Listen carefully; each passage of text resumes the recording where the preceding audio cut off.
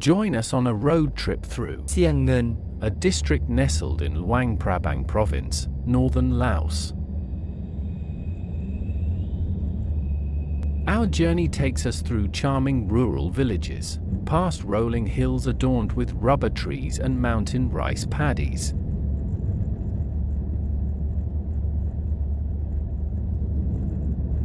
We've just reached road number 4, after navigating the challenging rural road from Kasi, a district in Vientiane province. The journey was rugged, with the small, poorly maintained road testing our patience and our vehicle.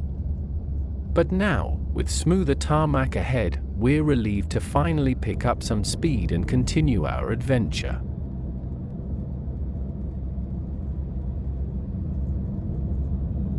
As we head northbound towards Luang Prabang, the landscape unfolds into a breathtaking panorama of rolling hills, with houses dotted along the road, offering a glimpse into the rural life of Laos. The name of this district, Xieng Ngeun, translates to the land or city of silver in Lao. The term symbolizes wealth, purity, and value, evoking imagery of beauty and richness, both in its natural landscapes and its natural abundance and fertile lands.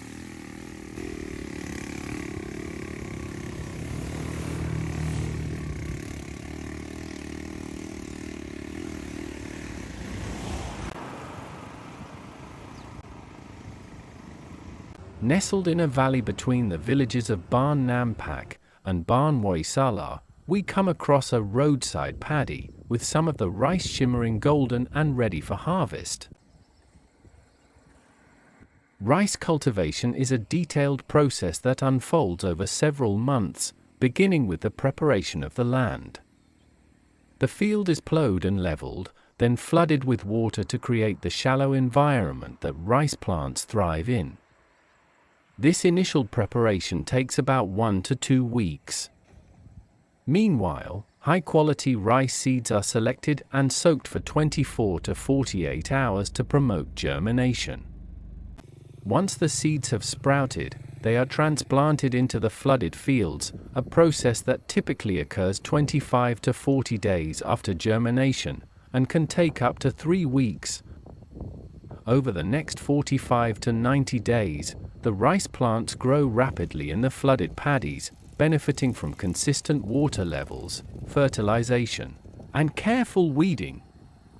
This vegetative stage is crucial for building strong roots and stems. As the plants enter the reproductive stage, they begin to flower and form rice grains. This phase lasts another 60 to 100 days, as the rice grains fill and mature. Water levels are carefully managed during this stage to ensure healthy grain development. Once the grains have ripened, the plants begin to turn golden, signaling that it's time for harvest, which typically occurs around 100 to 120 days after transplanting. Harvesting involves cutting the plants by hand or with machinery, followed by drying the rice in the sun for several days. After drying, the rice is threshed to separate the grains from the stalks. Then milled to remove the husk. The process of threshing and milling can take another 1 to 2 weeks. Finally, the harvested rice is stored in silos or warehouses until it's ready for distribution or consumption.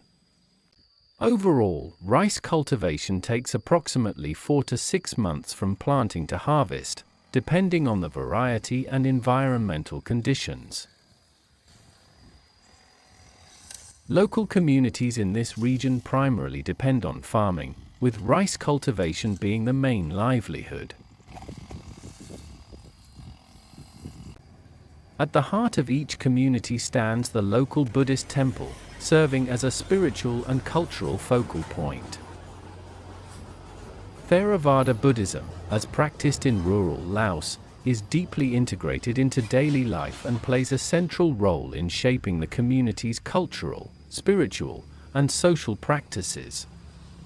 The Buddhist teachings, focused on the path to enlightenment through wisdom, ethical conduct, and mental discipline, influence everything from the rhythm of village life to the rituals performed in local monasteries.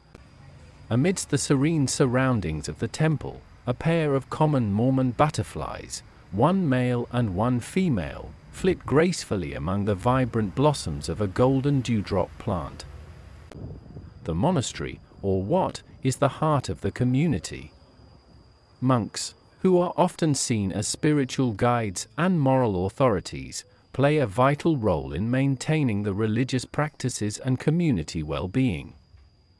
Many young boys join the monastic life for a period, either for a few months or years, as a rite of passage. This practice is a deeply ingrained tradition in rural villages, where the monastery is often the only educational institution, offering both spiritual and general education. Monks in rural areas generally live simple, austere lives.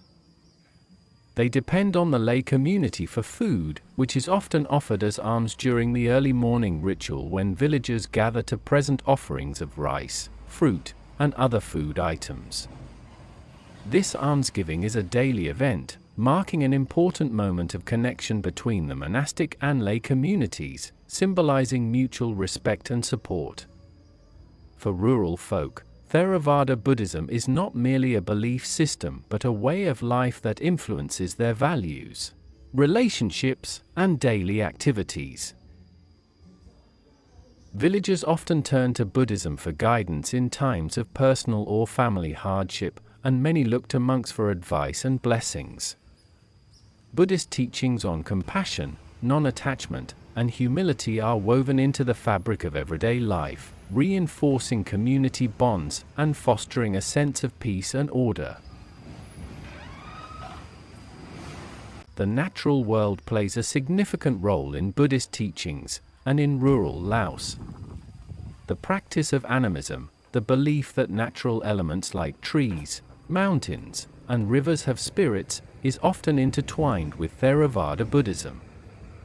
Sacred trees, rocks, and forests are considered places of spiritual significance, and rituals are performed to honor these natural spirits. In sum, Theravada Buddhism in rural Laos is a living tradition that deeply informs daily life, with the temple, the monk, and the ceremonies standing at the center of the community. As we leave the temple and its village, we are delighted to spot a group of guinea fowl, adding a touch of lively charm to the serene landscape. Guinea fowl are medium-sized, ground-dwelling birds that, although primarily found in Africa, have been domesticated in many parts of the world, particularly for their eggs and meat, which is lean and flavorful. Guinea fowl are hardy and resistant to diseases that affect other poultry, making them a popular choice for small farms and homesteads. They have small, rounded bodies covered with unique spotted plumage that is typically gray or bluish, with white or light-colored spots.